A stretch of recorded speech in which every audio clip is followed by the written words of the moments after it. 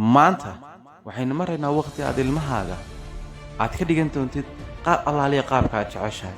micnaha qaabku uu ekaanayo adiga ay dhidgaraysanaya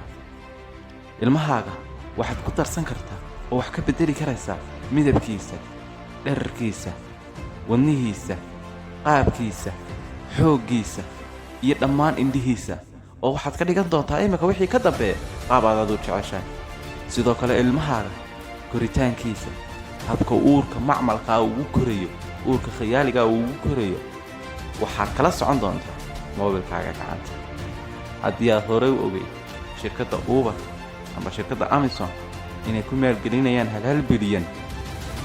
robots shirkadda Uberna tagaasida iswata ay ku maalgelinayso oo dunida u wareegaysa dhigta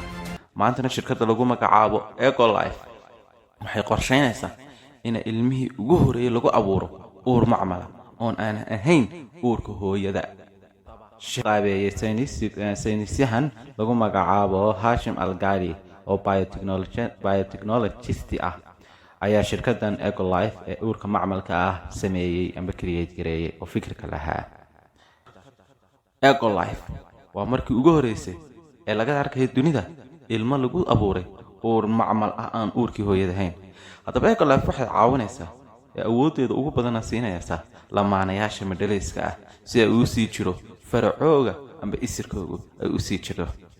haddaba Ecolife waxay sidoo kale caawinaysaa wadamada population-kooga aadka u hooseeyo sida wadamada South Korea Japan iyo wadamo kale oo la mid ah oo population-kooga aad u dhacsan yahay Ecolife waxay leedahay 75 xarumood oo shaybaad haddaba 75 ka xarun wal oo kamidana waxa yaala 400 oo uurka macmalka ah artificial virtual khiyaaliga ah ayaa yaala haddaba 75 ka shaybaad xubin walba waxay soo saari karaysaa beeryeer 30,000 oo ciyaal yaryar ayay soo saaraysaa haddaba 30 ka ay soo saarayso Ecolife-ka waxa kuugu xiran oo lagu ogolaanayaa in ilmahaagu uu ku koro deegaan nadiif ah oo micnaha uurka yar khiyaaliga uu ku jiro wax wal oo uga imanaya environmentka isaga ka protect gareynaya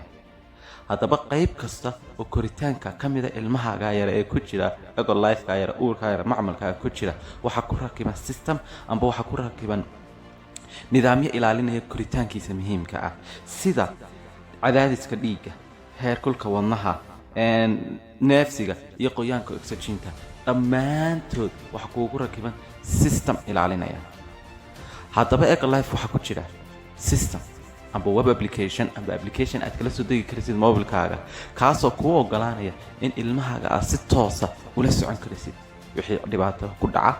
wixii caqabad qalbo meeshuu marayo bishan meeshuu marayo si live aad u daawanaysa already waxaad la wadaagi karaysaa asxaabta qoyskaaga farxadaada cid walba oo la wadaagi karaysaa oo halkaas kala soconaysa caafimaadkiisa iyo moobilkiisa haddaba waxa lagu leeyahay inta uu uurka ku jiro ilmahaaga waxaad bari karaysaa luuqad cusub baad bari karaysaa sidoo kale waxaad u shidi karaysaa music amba heesa ayaad u shidi karaysaa uurka macmalka dhexdiisa ee Ecolife ayuu ka dhex maqlayaa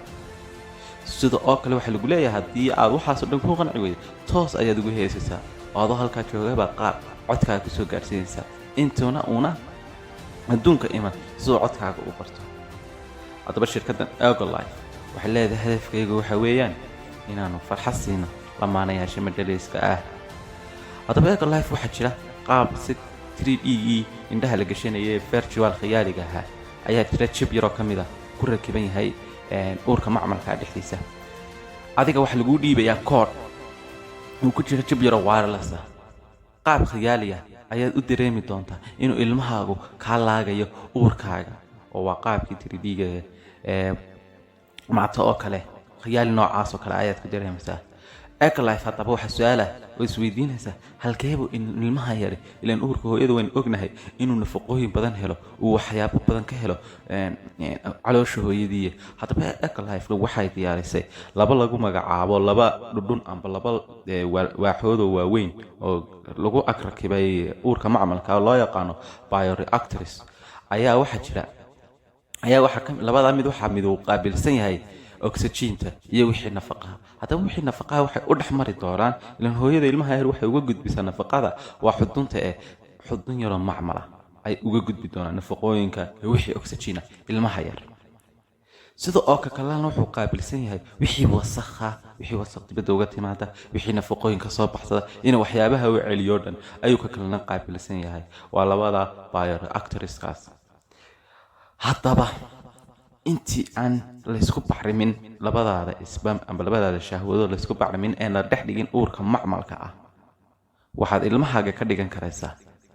qaab allaaliya qaabka jecesha haddii uu faracaaga ama sinjiyadaad ka soo jeedaa ay leedahay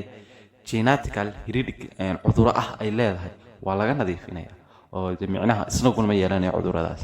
ilmahaaga qaabka ugu quruxda badan ee leedahay ilmo qurux badan marka dhashid ilmahaaga saas u ekaanaya ayaad ka dhigan karaysaa oo ilmahaaga waxyaabaha bedelaysa waxaa ka mid ah dherarka midabkiisa maqaalkiisa indhihiisa iyo xoogga jirkiisa dhammaan meelahaasoo dhan editing ba sidii photoshopka ama video editingka aad ku samaynaysaa runtii waa adduun aad technology-ga ugu tegayo weli may soo bixin oo lama shaacin laakiin insha allah waa la rajeynayaa in la shaaciyo oo ay dhowaan soo